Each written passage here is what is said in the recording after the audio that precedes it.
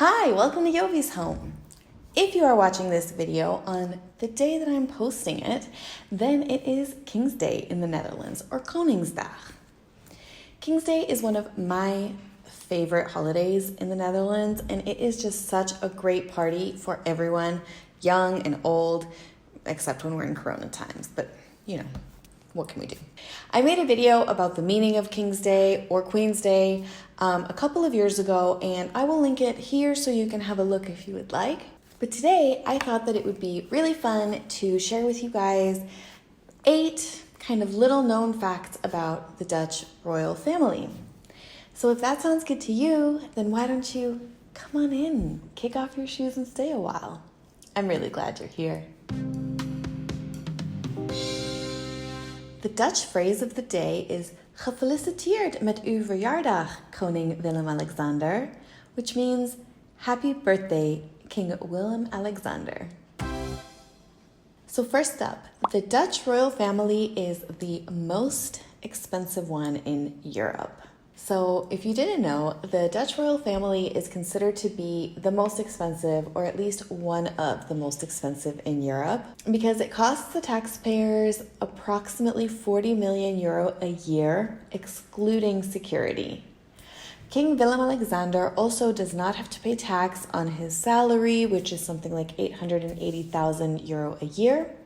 And much of the royal family's money is placed into their foundations, which also don't have to pay tax. The taxpayers also pick up the bill for, as I mentioned, security, rebuilding palaces, and even the former queen's yacht, like for repairing her yacht. And the money for her yacht repairs, for some reason, is like paid out of the defense ministry budget. Maybe you can explain to me in the comments, like, why?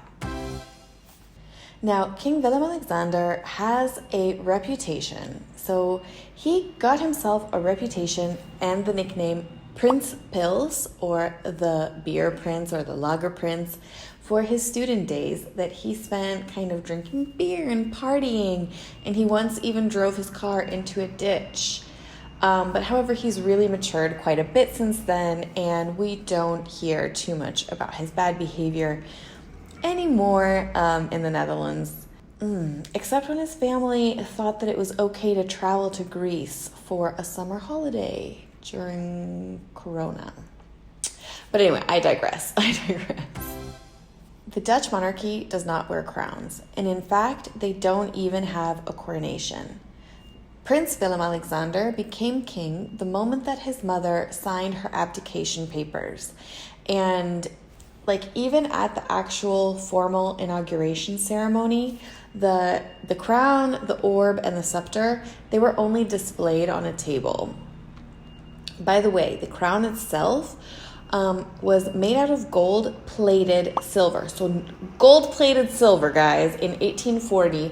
And it has fake pearls and jewels made of fish scales, glass, and colored foil. So quite a contrast with the British royal family. The Dutch king is something like 889th in line to the British throne, give or take, you know? These things are pretty hard to count with certainty with births and deaths and stuff, but overall, think about it. The royal family in the Netherlands is related to almost every other monarch in Europe, like this, through his great-great-great-great-great-grandfather, Jan Willem Frisieux, the Prince of Orange. King Willem-Alexander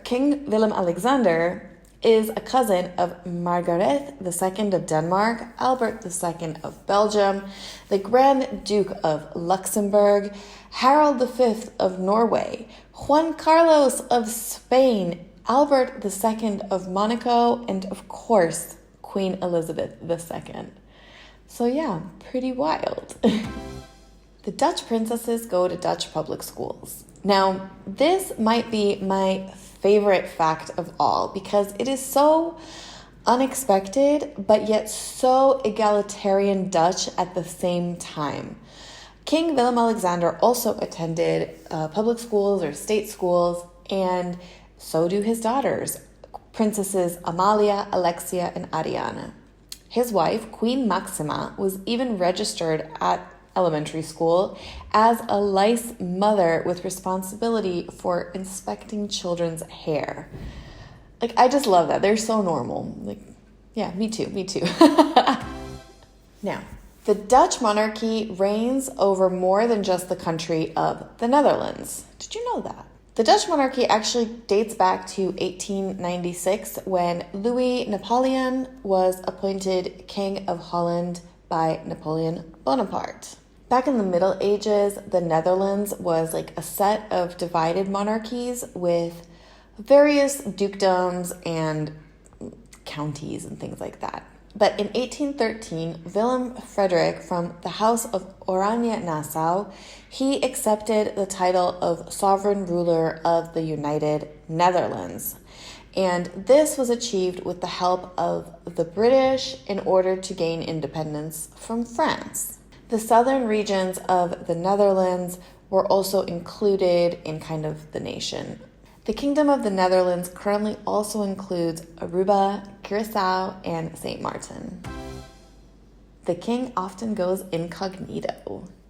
Now, the king has a passion for flying airplanes, and in the past has said that he would have liked to have been a pilot, like an airline pilot, if, it weren't for being royal.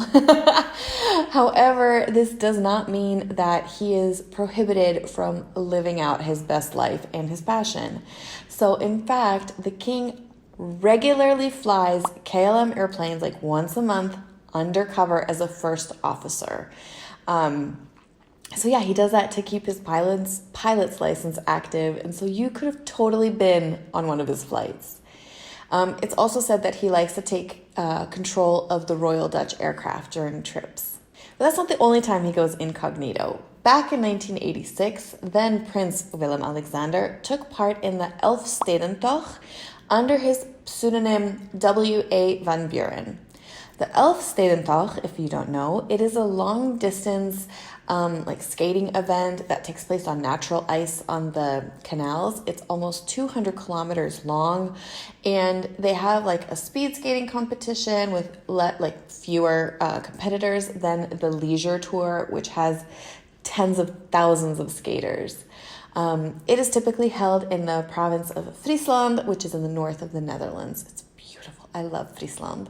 And it goes through all 11 of the historical cities of the province. Now, the tour is held at most once a year, and that is only when the natural ice along the entire course is at least 15 centimeters thick. When the ice is suitable, as it was in 1986, the tour is announced and it starts within 48 hours, so not much time to train. The skates with which King Willem-Alexander skated in his Elfstedentocht can be admired in the Frisian Skating Museum in Hindelopen. I do think that he was recognized at one point, but still, he skated for part of it totally anonymously. Now, one more cool fact before we end this video, and that is that for almost 123 years, so from 1890 to 2013, the Kingdom of the Netherlands did not have a king. In fact, we had 3 queens in a row: Queen Wilhelmina, Juliana, and Beatrix, which, I love you, queens. But now it's your turn. Did I miss anything, any interesting or cool facts that you know of? Have you had any personal interaction with the Dutch royals? I would love to hear your stories. Let me know in the comments below.